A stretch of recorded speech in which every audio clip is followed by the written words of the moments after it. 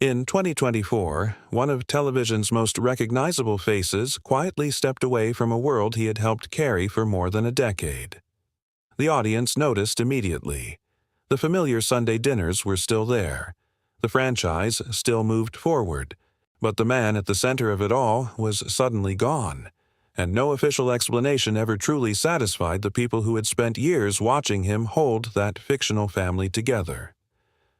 For more than half a century, Tom Selleck built a reputation, unlike almost anyone else in Hollywood: reliable, steady, calm under pressure. Whether he was driving through Hawaii in a Ferrari on Magnum, P.I., solving crimes in the quiet world of Jesse Stone, or sitting at the head of the Reagan dinner table in Blue Bloods, he carried himself with the same quiet authority that audiences trusted instantly. But the public image only told part of the story. Long before the awards, before the magazine covers, before millions of viewers recognized his mustache before they recognized his name, he was simply a tall kid growing up in California trying to figure out what kind of life he wanted. He loved sports. Basketball was not just a hobby to him, it was the dream. He believed with complete confidence that it would become his future. That belief carried him to the University of Southern California on a basketball scholarship. For a young man, there are few feelings more powerful than arriving somewhere convinced your future is beginning exactly the way you imagined it would. Then reality arrived. The level of competition was different, faster, stronger, relentless. In 7 games with the USC Trojans, Tom Selleck scored only 4 points. Not 4 points per game. 4 total points. The dream he had built his identity around suddenly looked far away.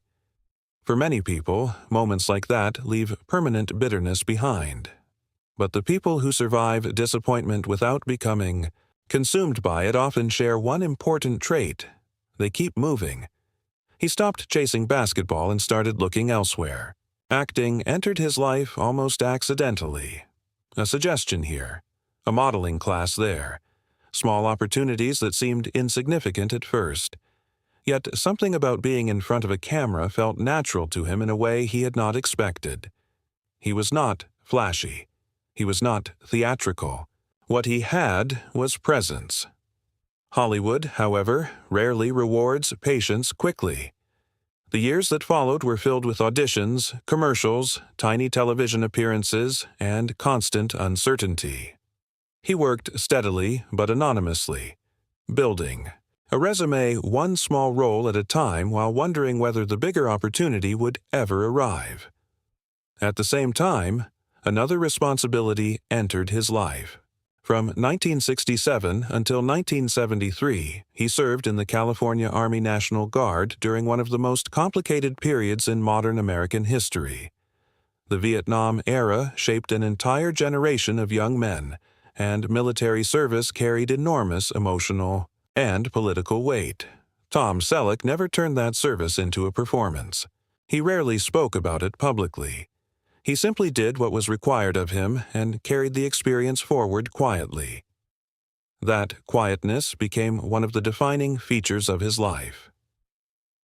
In 1971, he married actress Jacqueline Ray. She stood beside him during the uncertain years before fame arrived. She watched him face rejection after rejection while continuing to push forward. Those years matter more than people realize because success changes relationships in ways failure never can. When someone loves you before the world notices you, they know a version of you that fame can never fully preserve. By the late 1970s, opportunities finally started appearing more regularly. He landed a recurring role on The Young and the Restless. Television executives noticed him. Producers noticed him. His career slowly began shifting from possibility into momentum. Then came one of the biggest near misses of his life. He was considered for the role of James Bond. For many actors, simply being discussed for such a legendary role would feel like validation. But the timing did not work, and the opportunity disappeared before it could fully happen. Most people would spend years talking about the role they almost had. Tom Selleck simply moved on. Then came another near miss that became Hollywood. Legend. Steven Spielberg and George Lucas wanted him for the role of Indiana Jones. Everything seemed aligned except for one problem. His commitment to a new CBS series prevented him from accepting the part. Another actor eventually stepped into the role, and cinema history changed forever. But at the exact same moment, one door closed, another one opened. In 1980, CBS introduced audiences to a private investigator living in Hawaii. The series was called Magnum P.I., and almost overnight it became one of the biggest shows in America. The success was immediate. Viewers loved the warmth he brought to Thomas Magnum. He was confident without seeming arrogant, funny without trying too hard, tough without losing humanity. Millions of people saw something comforting in him, something dependable. The red Ferrari became iconic. The Hawaiian shirts became iconic. The mustache became iconic. More importantly, Tom Selleck himself became iconic. Suddenly, the actor who had spent years struggling for recognition could barely go anywhere unnoticed. Fame arrived with enormous force, transforming every part of his life faster than anyone around him could fully adjust to. And fame always cost something. His marriage to Jacqueline Ray collapsed during the height of Magnum's success. He later described the divorce as the worst thing that ever happened to him. Not losing Indiana Jones, not losing James Bond, not career disappointments, the end of the marriage. That detail says more about him than any award ever could. Because underneath the celebrity image was a man who valued private life more deeply than public success. The divorce also created distance between him and Kevin, Jacqueline Ray's son, whom he had helped raise during those earlier struggling years. Relationships built quietly over time can disappear quietly too, and sometimes those losses hurt longest because they never become public stories. Meanwhile, Magnum continued growing larger every season. The show ran for 8 successful years. In 1984, Tom Selleck won an Emmy Award for Outstanding Lead Actor in a Drama Series. Audiences trusted him completely because he never appeared to be performing confidence. He simply seemed comfortable being himself. That authenticity became rare in Hollywood. During the later years of Magnum, another major change entered his life. In 1987, he married Gilly Mack. Unlike many celebrity relationships built around publicity, theirs remained remarkably private. Over the decades, that privacy became part of the marriage's strength. A year later, their daughter Hannah was born. She eventually built a successful career as a professional equestrian, earning respect in a field completely separate from Hollywood. Tom Selleck often speaks about her with visible pride, not because she inherited fame, but because she built something independently. As his career evolved through the 1990s and 2000s, he avoided chasing trends. Instead of reinventing himself constantly, he leaned into the qualities audiences already trusted: calm authority, emotional restraint, reliability. That approach led him toward another defining role. In the mid-2000s, he began starring as Jesse Stone, a small-town police chief carrying loneliness and regret beneath a controlled exterior. The role allowed him to explore deeper emotional territory than audiences had often seen from him before.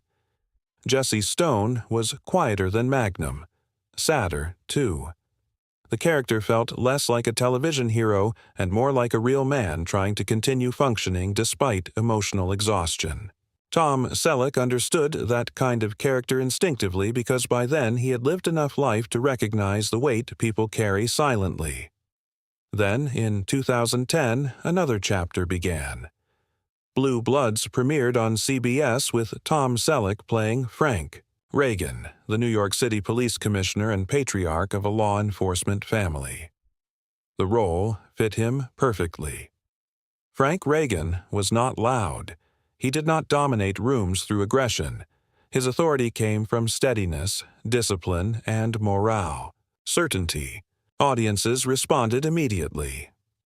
The Sunday dinner scenes became some of the show's most beloved moments because they represented something many viewers missed in real life: family conversations, generational respect, disagreement without hatred, and the attempt to stay connected despite pressure from the outside world. For 14 seasons, Tom Selleck anchored that universe. The series became one of CBS's most successful long-running dramas.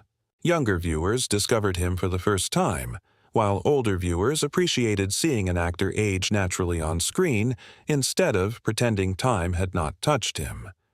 But time touches everyone eventually. As the years passed, physical pain became increasingly difficult to ignore. Decades of action scenes, horseback riding, long production days, and ranch work slowly accumulated inside his body. Arthritis became part of daily life. Yet he continued working. Crew members often described him as deeply professional, always prepared, always committed, even when movement itself became physically demanding. That determination reflected the same mindset he had carried since his basketball days. Keep showing up, do the work anyway. Then came 2024. After 14 seasons, Blue Bloods ended.